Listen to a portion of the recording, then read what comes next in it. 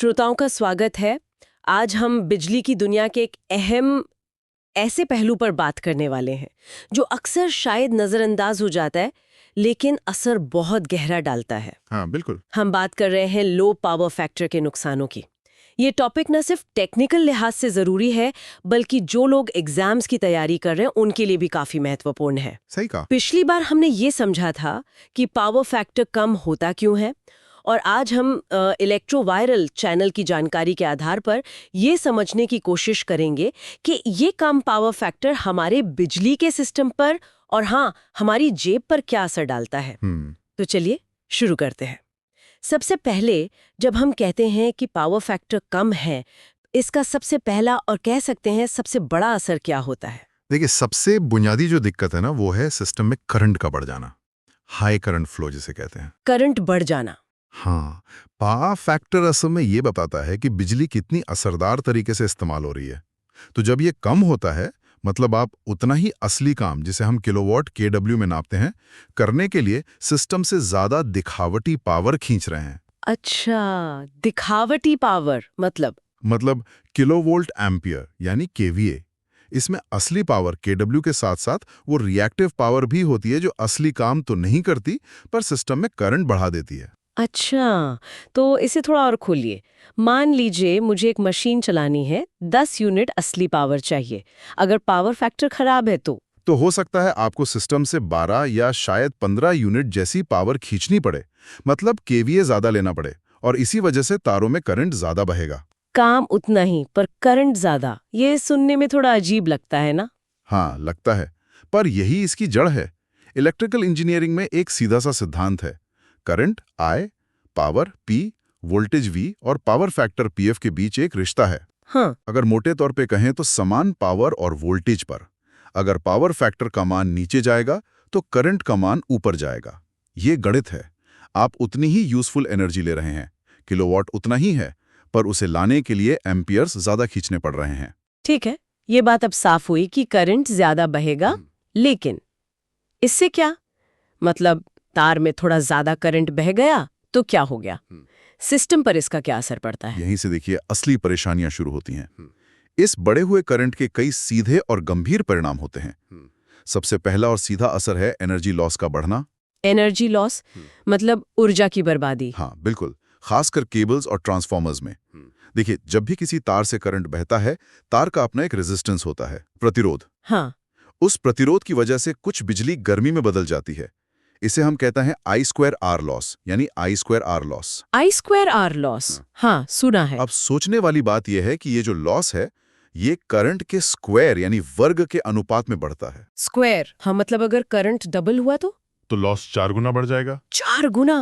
अरे बाप रे, ये तो बहुत ज्यादा है। ये तो बहुत ज्यादा है। तो इसका मतलब हुआ कि हमारी बिजली की तारें, हमारे ट्रांसफॉर्मर, ये सब बेवजह ज्यादा गर्म हो रहे हैं और बिजली गर्मी बनकर उड़ रही है। बिल्कुल सही। और ये सिर्फ बर्बादी नहीं है, ये सिस्टम की अकुशलता है, इनएफिशिएंसी है। वो एनर्जी जो किसी मशीन को चलाने या बल्ब जलाने के काम आती, वो बेकार में गर्मी बनकर जाया हो रही है। और इससे न सिर्फ बिजली बर्बाद होती है बल्कि ये जो उपकरण है, तारें, ट्रांसफॉर्मर, इनकी अपनी एफिशिएंसी भी घटती है और ज्यादा गर्मी से वो क्या कहते हैं, उनकी उम्र भी कम हो सकती है। अच्छा, तो ये लॉस सिर्फ बिजली की बर्बादी नहीं, उपकरणों के लिए भी खतरा है। और इस बढ़े हुए करंट का कोई और असर भी होता है? हाँ बिल्कुल होता है।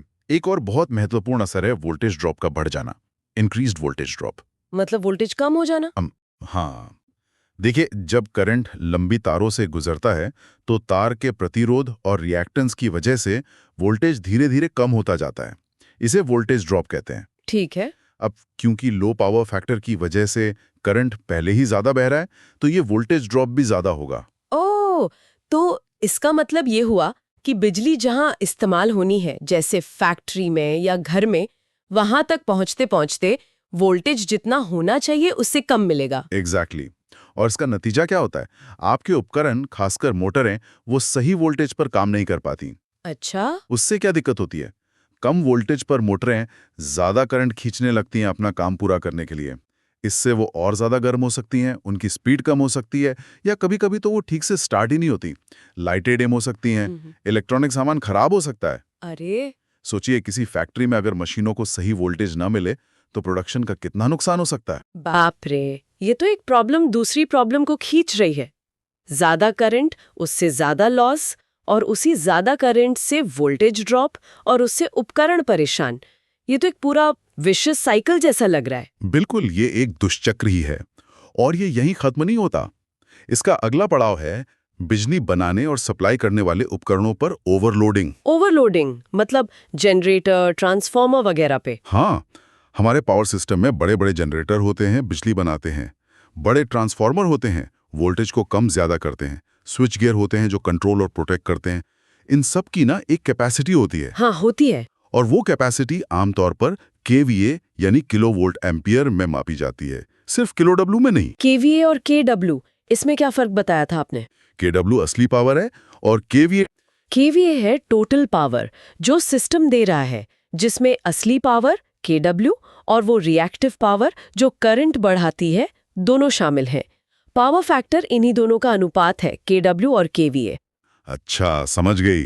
अब सोचिए, जनरेटर या ट्रांसफार्मर अपने केवीए रेटिंग के हिसाब से डिजाइन होते हैं।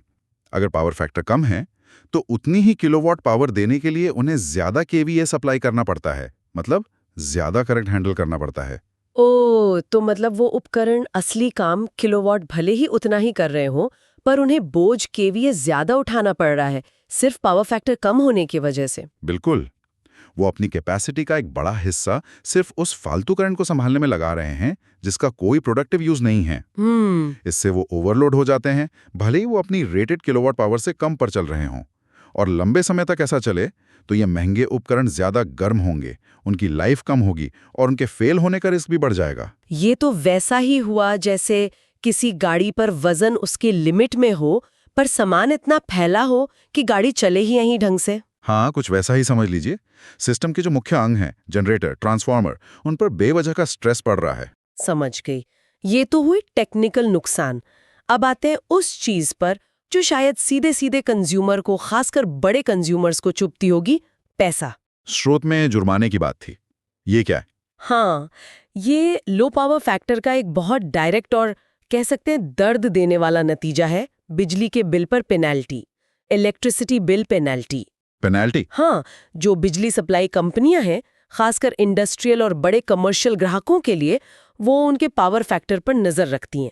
उनके टैरिफ में अक्सर ये लिखा होता है कि आपको अपना पावर फैक्टर एक मिनिमम लेवल से ऊपर रखना है। कितना होता है वो लेवल आमतौर पे? आमतौर पर ये 0.9 या कभी-कभी 0.95 भी होता है। मतलब 90% या 95%। और अगर कोई इंडस्ट्री या फैक्ट्री ये लेवल मेंटेन नहीं कर पाई तो बिजली कंपनी उनके बिल में जुर्माना जोड़ देती है, पेनल्टी लगाती है। ऐसा क्यों?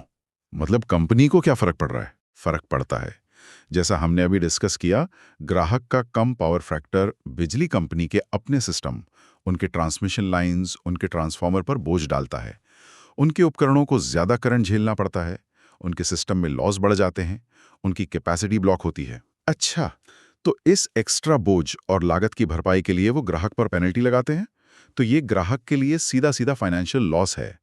बिजली शायद उतनी ही इस्तेमाल की किलोवाट में, पर बिल ज्यादा आ गया, सिर्फ खराब पावर फैक्टर की वजह से। ओहो, मतलब काम उतना ही पर दाम ज्यादा। ये तो किसी भी बिजनेस के लिए सोचने वाली बात है। तो हमने अब तक क्या क्या देख लिया? ज्यादा करंट बहता है, हाँ, उससे I²R लॉस बढ़ते हैं, बिजली बर्बाद होती है, गर्मी बढ़ती है, सही, वोल्टेज ड्रॉप ज्यादा होता है जिससे मशीनें ठीक से काम नहीं करती, बिल्कुल, जनरेटर, ट्रांसफार्मर जैसे उपकरण ओवरलोड होते हैं, उनकी लाइफ कम होती है, हाँ, और ऊपर से बिजली के बिल में पेनल्टी भी लग सकती है। करेक्ट। इन सबको अगर मिला दें तो बॉटम लाइन क्या है, निचोड़ क्या है सबका?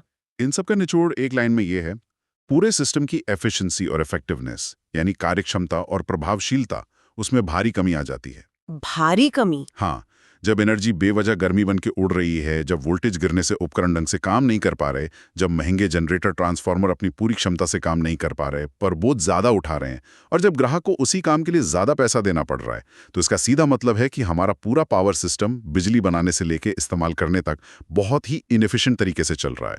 तो ये सिर्फ एक टेक्निकल इशू नहीं है, ये तो एक इकोनॉमिक और रिसोर्स मैनेजमेंट का भी बड़ा इशू है। निश्चित रूप से। इसे ऐसे समझे जैसे इलेक्ट्रोवायर के विश्लेषण में भी शायद इशारा था।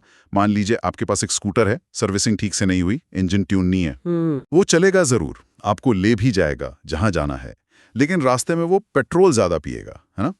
धुआं ज्यादा छोड़ेगा, आवाज करेगा, शायद उतना स्मूथ नहीं चलेगा। हाँ, बिल्कुल। लो पावर फैक्टर वाला इलेक्ट्रिकल सिस्टम भी कुछ वैसा ही है।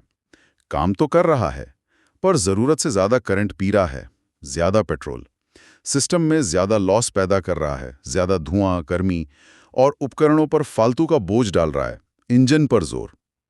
नतीजा क्या? रिसोर्स की बर्बादी। ये स्कूटर वाला उदाहरण बड़ा अच्छा है, एकदम साफ कर देता है कि कैसे एक तकनीकी चीज सीधे सीधे हमारे संसाधनों के इस्तेमाल से जुड़ी है। हाँ, और इसीलिए पावर इंजीनियर्स और बिजली कंपनियां पावर फैक्टर सुधारने पर इतना जोर देती हैं। ये सिर्फ कोई नियम फॉलो करना नहीं है, ये सिस्टम को हेल्दी, एफिशिएंट और इकोनॉमिकल बनाने के लिए जरूरी है। ये सारी समस्याएं, ज्यादा current, loss, voltage drop, overloading, penalty, ये सब आपस में जुड़ी हुई हैं, एक तरह का जाल बनाती हैं जो सिस्टम की सेहत को खराब करता है। तो अगर हम आज की चर्चा को समेटें तो हमने इलेक्ट्रोवायर्ड चैनल की जानकारी के आधार पर समझा कि लो पावर फैक्टर कितना नुकसानदायक है। पहला, सिस्टम में करंट बढ़ जाता है।